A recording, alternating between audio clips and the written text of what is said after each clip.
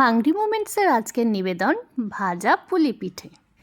ভিডিওটা আজকে দিচ্ছি বটে, কিন্তু এটা অনেক দিন আগের তৈরি। অ্যাজ ইউ অল নো, ভাজা পুলি পিঠে কিন্তু শীতকালেই ভালো। আটা বা ময়দার ডো বানিয়ে রুটিটা বেলে নিয়ে লেচি কেটে নেব। প্রথমে গ্লাস দিয়ে ছোট ছোট করে কেটে নিলাম। এবার কি এর মধ্যে পুর ভরার পালা।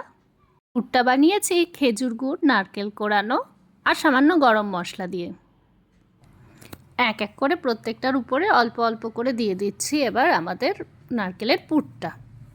পুলি পিঠেগুলো যেহেতু গরম ডুবো তেলে ভাজতে হবে, তাই জন্য বেশ কিছুটা সাদা তেল দিয়ে দিলাম কড়াইতে।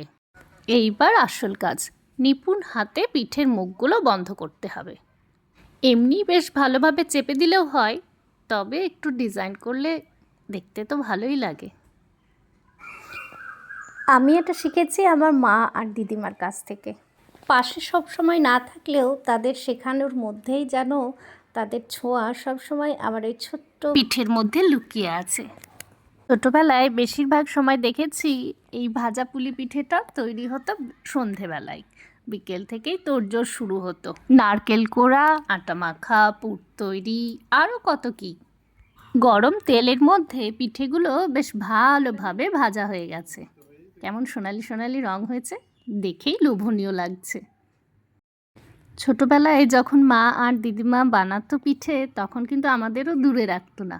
ভাঙা চোরা যাই হোক, আমাদের হাতেও অল্প আটা ময়দা দিয়ে বলতো, নে বানা দেখি। দিদি সব সময় বলতো, খুব সুন্দর হয়েছে, দেখবি এইটাই খেতে সবচেয়ে বেশি মিষ্টি হবে। আর সত্যি তাই হতো।